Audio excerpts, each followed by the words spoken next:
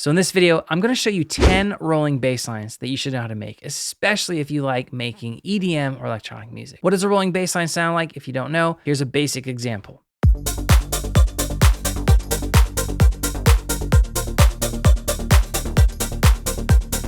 So in this video, we're gonna look at 10 different types of rolling bass lines like you just heard, but they're gonna get more intricate and advanced as we go along. Now the rolling bass line has its roots basically going all the way back to the beginning of EDM. This track, Donna Summer, I Feel Love, is one of the earliest examples of what music historians call or look back on as an EDM track.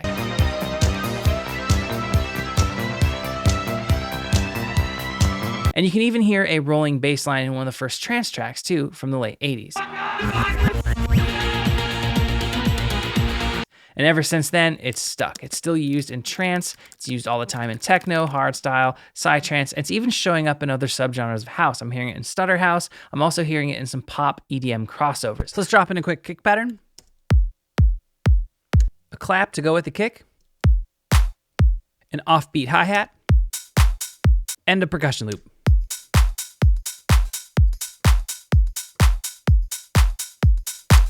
All right, so the first thing we need to do before we make our preset is pencil in some MIDI notes. I'm gonna pencil something in at about the G3 range, just because that will work for bass. So I'm just gonna brush in a bunch of 16th note. I have my grid set to 16 up here at the top. If you're using another DAW, set yours to 16, and then just pencil in a bunch of notes.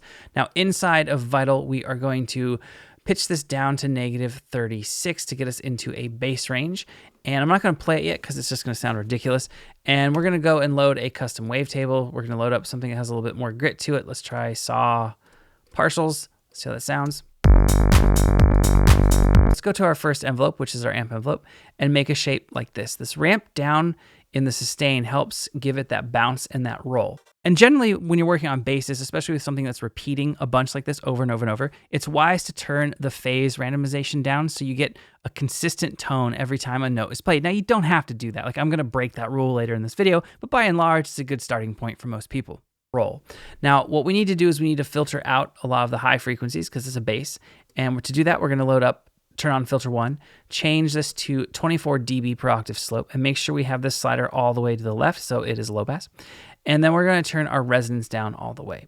Turn our cutoff down a little bit, and let's go to our second envelope, make a very short shape like this for now, drag our envelope to our filter cutoff, and see what we get.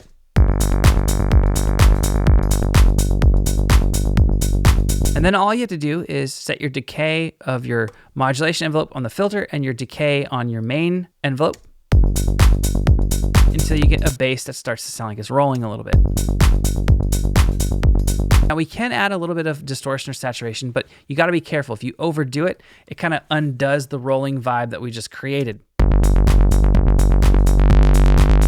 So we're going to dial back the drive, dial back the mix, go to our second envelope, and just modulate both of those parameters and turn down the depth on the modulation. All right, now let's take a look at our first rolling bass line pattern. This is the most basic one you can make. It's the 16th note, no downbeat. So as the name suggests, we need to go through and delete all of the notes that are on downbeat. So you're gonna have space, 3 notes, space, 3 notes, space, 3 notes. That is the basis of that rolling 16th note down. Now we need to make sure this fits with the kick. That's one of the first things you need to do once you get your bass pattern in. You'll notice that if I cut this kick here and I color this bright orange, you'll notice that part of the kick tail is basically taking up that very first note. And to get that rolling bass vibe and bounce, you need more space. So we need to shorten this kick. So the easiest way to do that in any DAW is to highlight your kick sample, load up whatever tool allows you to fade audio. Usually it's just going to the end of the waveform and dragging back on it, and then curve it so it's a bit more aggressive. Now we're gonna have more of that bounce.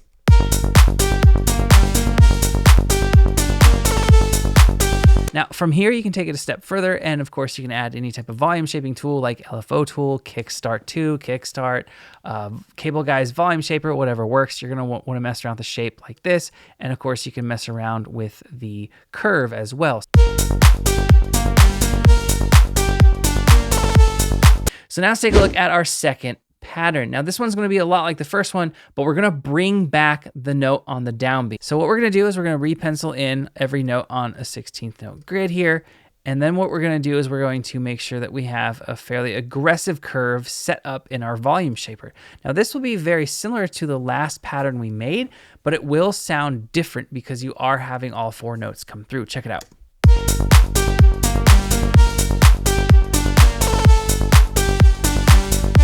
So moving on to our third rolling bassline pattern. This one will impress any of the 40 or 50-year-olds who listened to trance music in the 90s. It's the trance rolling bassline. There's a little trick if this is the first time you've ever tried making a trance-inspired rolling bassline. It's easier to set it up if you just start from this rolling bassline that we've already worked with. This is really easy to set up. It's just 3 notes and you have a gap on the downbeats, right? And what you're going to do is you're then going to highlight every second note of the pattern, and then you're going to transpose that up an octave.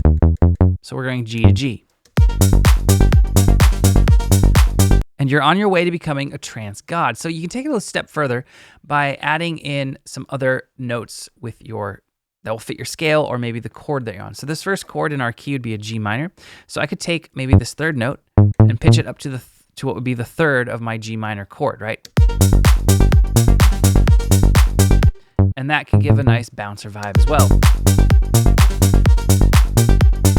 All right, and our 4th rolling bass line is going to expand on the trance one we just looked at, but instead of just sticking to the octave jumps, we're actually going to create some type of little arp or maybe even like a baby sequence or melody. Check it out. It's going to be easy to make this because we've already made most of it in the last example. Now, as opposed to arpeggiating or going up on the 3rd note, let's go up on the 2nd note so we can create a discernible melody. So we're going to go up there, go down to there. And now we've created this kind of arpeggiated, sequenced rolling bass line. And here is the next pattern. This is what I call the 3-2-2-3.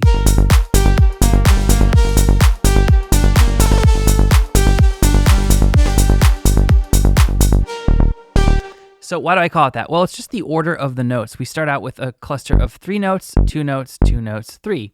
3, 2, 2, 3. Now you can make a bunch of different variations of this, but if you get too crazy with it, in my experience at least, it kind of sounds more like a bass line as opposed to a rolling bass line. It gets too groovy, but in context, it works with a lot of different vibes. And again, you're still going to have those gaps where your kick occurs. That's one thing that you always want to be kind of a foundational element of your rolling bass line.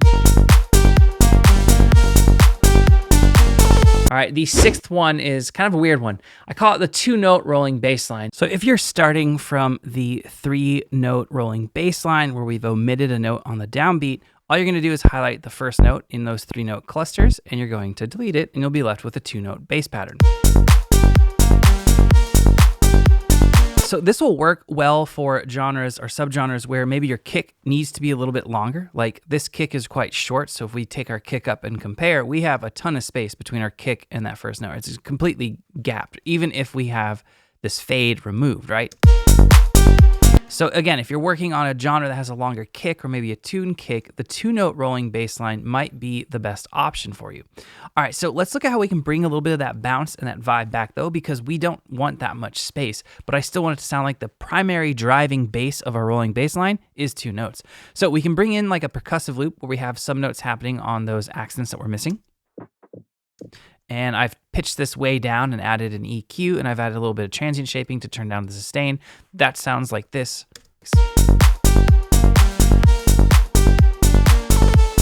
Now let's look at how we can bring back even more of that rolling vibe with something like a little perk blip inside of a synth like Serum. So I think it's easiest if you just duplicate the track that you're working on, and then you're just going to basically really heavily filter that sound so you get this little blip of a perk.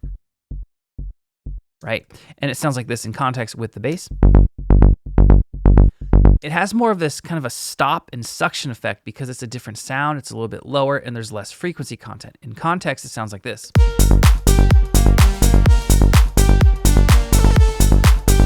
Now you can take it a step further and kind of flip the whole vibe by transposing this. So I choose a wave that has 2 cycles in one waveform, or one frame in my wavetable, I should say, and that's going to have a higher pitch. So the normal bass that we were making, it is pitched at -3. Well, I had to pitch this down to -4 to get it to match. If I go back to -3 octaves in the pitch, it'll be higher pitched than my actual normal bass. And this adds a really cool effect to the sound.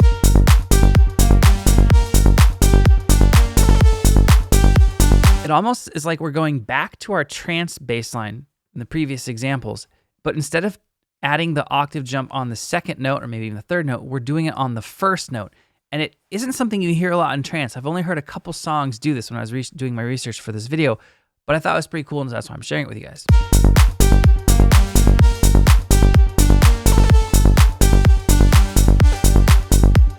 All right, so we're on to our 7th variation of the rolling bass line. Now this one can use any of the previous patterns we looked at because it's not so much concerned with rhythmic placement as much as it is modulation and automation.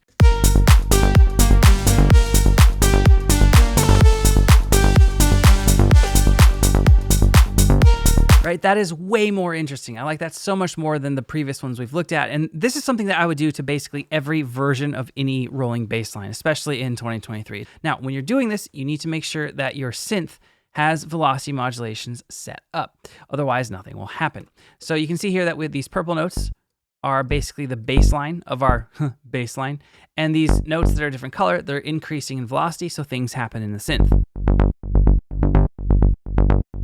And that's set up through a velocity modulator. So you can see when I click this velo mod, these 4 white lines appear around 4 knobs. It's as if every time I increase my velocity in my MIDI, it's like I'm reaching into the synth and turning them up proportionately to how I have my mod depth set. So I have that set to 4 different parameters: cutoff, resonance, wavetable position, and a little bit of noise. I also have a LFO that ramps up. It's set to a bar, and it is introducing a super saw kind of detuned bass, and it peaks every bar, and that gets layered with our original sound. Those 2 elements alone make this so much more interesting and engaging to a listener.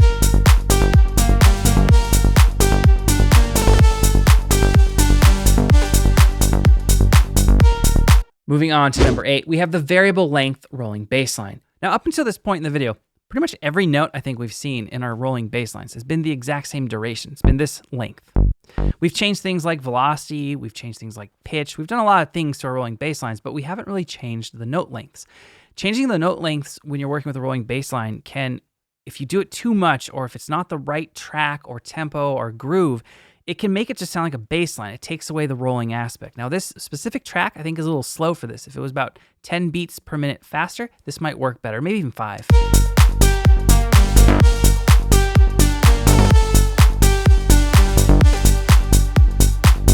But I would still consider that a rolling bass line, or it's just on that kind of straddling that line between not a rolling bass line and a rolling bass. Now, this next one's pretty interesting. This is number 9. I call it the triplet rolling bass line. All right, so here's just a standard groove, right? 16th note groove. What I'm gonna do is I'm gonna change the division in my DAW here, and I'm gonna move this and slide it to there. Right, so some notes are now gonna be hitting on a different grid value as opposed to that 16th note. If we solo this with just the kick, it'll sound a little bit better.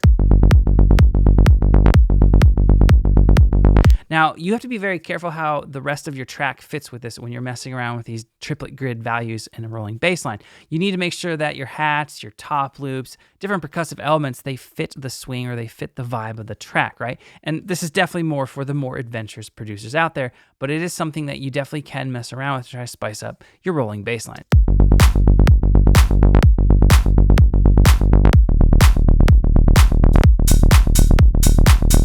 All right, so this next one, I haven't personally heard in a track. I'm assuming it's been done before, but as a guitarist, I thought, hey, what if I take the idea of like a palm muted power chord and try to morph that into a rolling bass line, and this is what we get.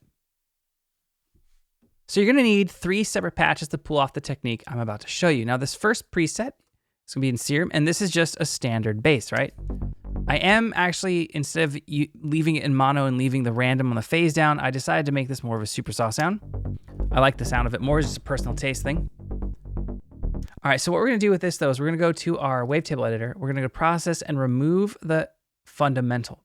This will give us room to have a dedicated sub. So if I look at my EQ here and we play this, you'll see there's a lot of information down at like 40 and 50. A lot of people will just high cut this or low cut this, sorry. And that will change some phase relation with the frequencies above it and below and can increase gain. And it's like, if you have the option to do what Serum can do, why do it? So check this out. So we're gonna go to process, we're gonna go to remove the fundamental. and it does what it does to the wavetable. And now, pull up our EQ, we won't see anything under about 80 or 100, right? So this allows us to make a dedicated sub with like a triangle waveform or a square waveform, whatever we want. I opted for a triangle waveform, which we'll pull up here if Serum wants to load, right? So same envelope settings, we layer those together. Now we can control our sub. So now for the actual power chord element. Well, what the heck is a power chord? Well, if you play guitar, you'll know. If you don't play guitar, you don't know. So power chord is basically the root note and then a fifth above it. All right, let's talk about the voicing real quick. So a standard voicing for a power chord is just the root and the fifth above it. So let's say I play the C note. To turn this into a power chord, I'd play the G above it, which is a fifth or 7 semitones. Now that had kind of a weird buildup of bass frequencies. So I opted to transpose that G. If I was playing this in the track, which I'm not, I'm just using C to keep things simple for you guys. I'm playing it an octave higher. So it's still a power chord, but it's just voiced and spread out. So the power chord to our G note, which is our first note of our progression here, right? That's G. The power chord to that would be D. So this right here is in fact playing D, but it's an octave above. Now we put this together.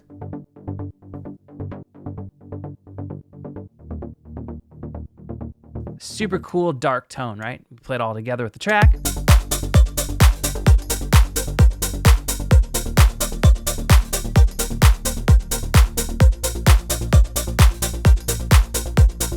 I love it.